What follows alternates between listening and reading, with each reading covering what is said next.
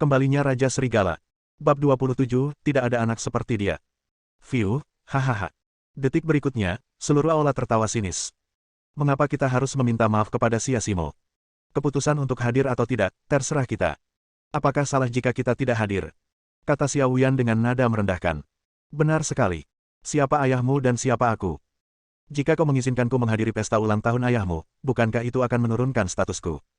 Ye Bufan sangat membenci Chen Fan.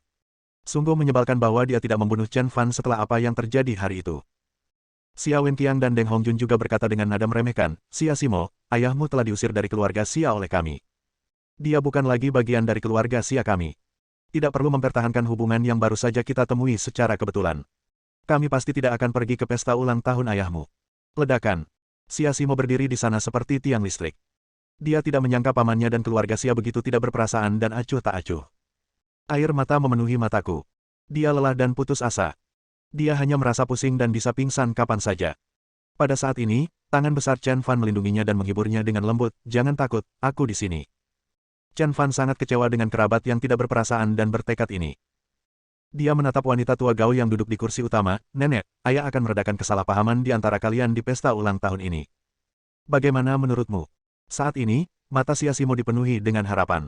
Dia benar-benar berharap neneknya bisa pergi. Tidak ada sedikit pun emosi dalam nada bicara Nyonya Tua Gao, seolah-olah semua ini hanya pertemuan kebetulan dan dia tidak pernah memiliki putra seperti Xiao Wenchang. Besok, kita semua di keluarga Xia akan menghadiri pesta ulang tahun orang penting di belakang kota perdagangan. Ketika Chen Fan si sampah itu meninggalkan keluarga Xia, hal itu menyebabkan kerugian besar bagi keluarga Xia. Bergabung dengan kota perdagangan adalah titik awal baru bagi keluarga Xia. Kita harus menaruh perhatian besar terhadap hal itu. Mengenai ulang tahun ayahmu, dia telah menyebabkan begitu banyak kerugian bagi keluarga saat itu. Aku sangat kecewa padanya. Adapun apa yang kamu katakan tentang meredakan hubungan, itu sama sekali tidak perlu. Aku tidak punya anak seperti dia.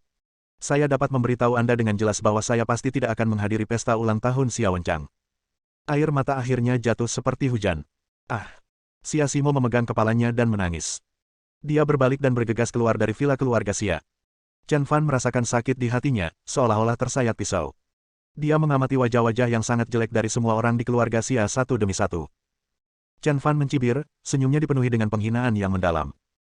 Anda mencoba segala cara untuk mendapatkan undangan ke pesta ulang tahun yang diadakan oleh orang penting di belakang kota perdagangan, dan ingin menggunakan pesta ini sebagai titik awal baru bagi keluarga Xia. Namun Anda tidak tahu bahwa orang hebat itu berdiri tepat di depan Anda. Dia melirik ke arah keluarga Xia satu persatu dan berkata, aku akan bertanya pada kalian sekali lagi, apakah kalian akan datang ke pesta ulang tahun ayah besok? Sampah, apakah kamu tidak mengerti apa yang orang-orang katakan?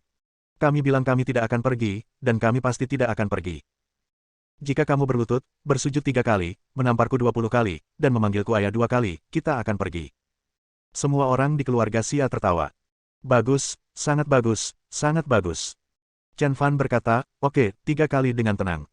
Saya harap kamu tidak akan menyesalinya nanti. Chen Fan berbalik dan pergi, menyusul Siasimo. Kesempatan itu ada di depan mata mereka, tetapi mereka tidak menghargainya. Mereka tidak bisa menyalahkan orang lain. Setelah Chen Fan pergi, gelombang tawa kembali pecah di ruangan itu. Jangan sampai kita menyesalinya. Hahaha. Mengapa kita harus menyesalinya? Kamu pikir kamu siapa, Chen Fan? Selama kita bertemu orang penting itu dan menimbulkan perselisihan lagi, kedudukan Siasimo akan hilang. Saya pikir Anda adalah orang-orang yang paling menyesal. Kau benar-benar tidak punya malu mengadakan pesta ulang tahun di waktu dan tempat yang sama dengan orang penting itu. Kau sampah. Chen Fan menyusul Siasimo. Saat ini, Siasimo sedang duduk di balkon dengan ekspresi sedih di wajahnya. Dia memegang kepalanya dengan kedua tangannya, tampak sangat sedih. Chen Fan menarik napas dalam-dalam, Simo, kamu baik-baik saja. Siasimo menyeka air matanya, menyingkirkan rambut hitamnya, memperlihatkan wajah halusnya, dan tersenyum pada Chen Fan, aku baik-baik saja. Chen Fan duduk bersamanya, Simo, jangan bersedih. Mereka sangat kehilangan karena tidak datang ke pesta ulang tahun ayah. Tunggu saja dan lihat saja. Mereka pasti akan menyesalinya dan memohon kepada ayah untuk memaafkan mereka. Siasimo memaksakan senyum, Chen Fan, terima kasih atas kenyamananmu, aku sudah terbiasa. Selama 5 tahun terakhir, Chen Fan sudah terbiasa dengan hal itu. Dia telah belajar untuk menahan kekejaman dan kesetiaan keluarga Xia. Ketika Xiao Xiao lahir, tidak ada seorang pun dari keluarga Xia yang datang mengunjunginya. Bahkan neneknya dengan terus terang menyatakan bahwa dia tidak akan pernah mengakui bahwa Xiao Xiao memiliki hubungan apapun dengan keluarga Xia. Dia menangis, tapi apa gunanya? Chen Fan dapat melihat bahwa Xia Simo sebenarnya menerimanya dengan pasif. Sebenarnya, dia sangat berharap keluarga Xia dapat datang. Apakah kamu benar-benar ingin meredakan kesalahpahaman antara ayah dan nenek? Ya, jawab Xia Simo tegas. Dia mendengar ayahnya memohon ampun kepada nenek dalam mimpinya, jadi dia sangat mementingkan pesta ulang tahun ini. Aku bisa membantumu. Chen Fan menatap Xia Simo dan berkata dengan tegas. Tatapan mata bertemu. Itu berlangsung 5 detik. Mari kita kembali dan membicarakannya nanti. Chen Fan tidak memaksanya, tetapi dia tidak melupakan apa yang dia katakan. Ketika saya sampai di rumah, ayah mertua dan ibu mertua saya sedang menonton TV. Melihat Chen Fan dan Xia Simo kembali, ibu mertua dengan mengejutkan memberi mereka masing-masing segelas air. Bagaimana kabarmu? Apakah keluarga Xia sudah menerima undangan ke pesta ulang tahun? Xia Wenchang di sebelahnya juga menajamkan telinganya, menunggu jawaban Chen Fan dan yang lainnya. Xia Simo dan Chen Fan keduanya tercengang. Rupanya, sang ibu mertua menyadari ada yang tidak beres. Ada apa? Mereka tidak menginginkannya. Chen Fan berkata dengan malu, mereka merobek surat undangan itu. Silakan minum. Wajah ibu mertua tiba-tiba berubah, dan dia bahkan menumpahkan air panas ke tanah. Sesuatu yang tidak cukup untuk menyelesaikan apapun, tetapi justru cenderung menimbulkan masalah. Ayah mertua juga menggelengkan kepalanya tanpa daya dan berkata, sudah kubilang sejak lama, Chen Fan, jangan pergi bersamanya, tetapi kamu tidak mendengarkan. Sekarang semua ini salahmu, dasar tidak berguna. Chen Fan Ke benar-benar seperti orang bisu yang memakan herba pahit, tidak mampu mengungkapkan rasa sakitnya. Ayah, ibu, ini tidak ada hubungannya dengan Chen Fan. Mereka hanya tidak mau datang. Xia Simo berbicara mewakili Chen Fan. Mengapa itu tidak penting? Jika bukan karena Chen Fan, apakah keluarga Xia akan menderita kerugian saat itu? Jika bukan karena dia, apakah kita akan dikeluarkan dari keluarga Xia? Ibu, bisakah ibu bersikap masuk akal? Xia Simo benar-benar tidak bisa berkata apa-apa dengan ibu ini. Aku tidak masuk akal. Xia Simo, kau sudah punya sayap, iya. Beraninya kau memberiku pelajaran. Ibu mertua itu menunjuk hidung Xia Simo dan berteriak. Pesta ulang tahun ini untuk meredakan kesalahpahaman antara ayahmu dan nenekmu. Jika keluarga Xia tidak datang, mengapa mengadakan pertemuan doa? Ibu mertuanya menjadi semakin marah saat berbicara. Mata Xia Simo berkaca-kaca, nenek berkata bahwa tanpa ayah sebagai putra mereka, mereka tidak akan menghadiri pesta ulang tahun ayah. Ledakan. Xiao Wenchang dan Lin Xiulan seperti dua orang yang tidak bisa berkata apa-apa. Bab 28 Perjamuan ditolak. Saya tidak tahu berapa bungkus rokok yang telah dihisap ayah mertua saya dalam 2 hari terakhir. Seluruh orang itu linglung, seolah-olah darahnya dihisap oleh vampir.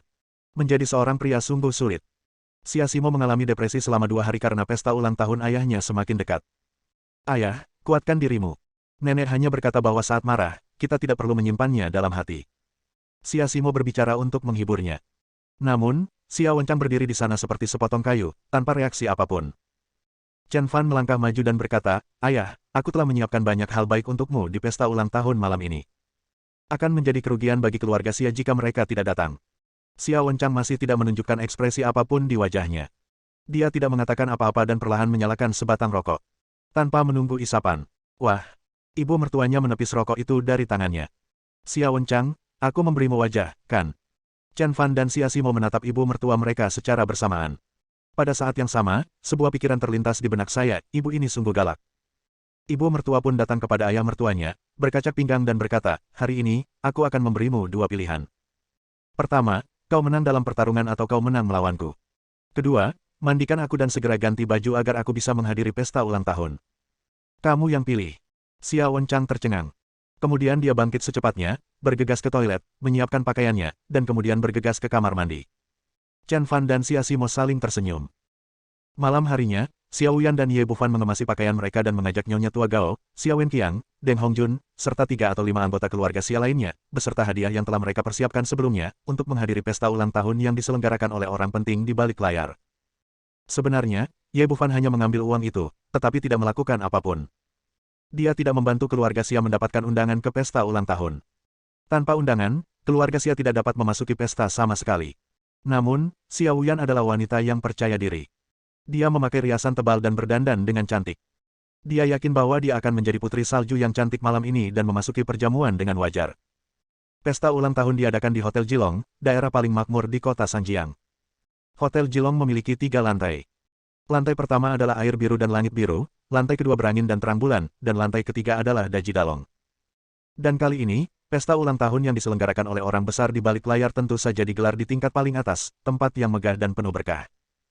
Tidak diragukan lagi, ini adalah tempat yang paling mempesona di seluruh kota Sanjiang, dan banyak sekali orang yang iri dengan tempat ini.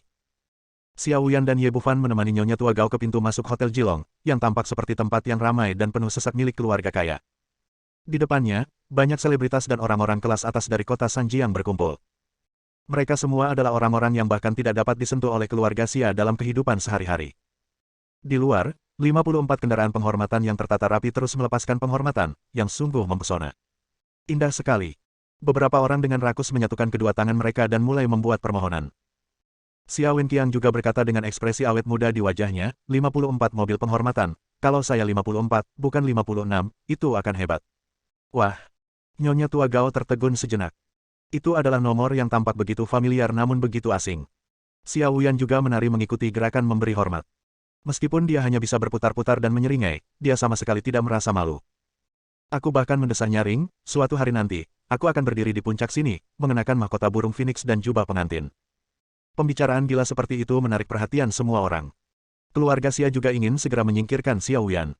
Itu terlalu memalukan dan dia tampak seperti belum pernah melihat dunia. Akan tetapi, bukan Nyonya Gao Lao dan kelompoknya yang mengganggu Xiao Wuyan, melainkan orang yang bertanggung jawab atas Hotel Jilong. Halo, tolong tunjukkan kami surat undangan Anda, satu untuk setiap orang. Semua mimpi tadi hancur berkeping-keping bagai pecahan kaca oleh perkataan resepsionis Hotel Jilong. Dari mana mereka mendapatkan undangannya? Xiao Wuyan berkata dengan tergesa-gesa, kami dari grup Xia. Kami datang ke sini khusus untuk menghadiri pesta ulang tahun yang diadakan oleh orang penting di balik kota perdagangan. Kami mengucapkan selamat ulang tahun kepadanya.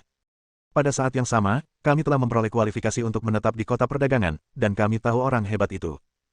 Orang yang bertanggung jawab mengaitkan jarinya dan memanggil 5 atau 6 pria berotot untuk berdiri di depan keluarga Xia. Mereka seperti gunung Tai, dan perasaan penindasan yang mengerikan membuat orang gemetar. Saya tidak tahu apa itu Xia Group.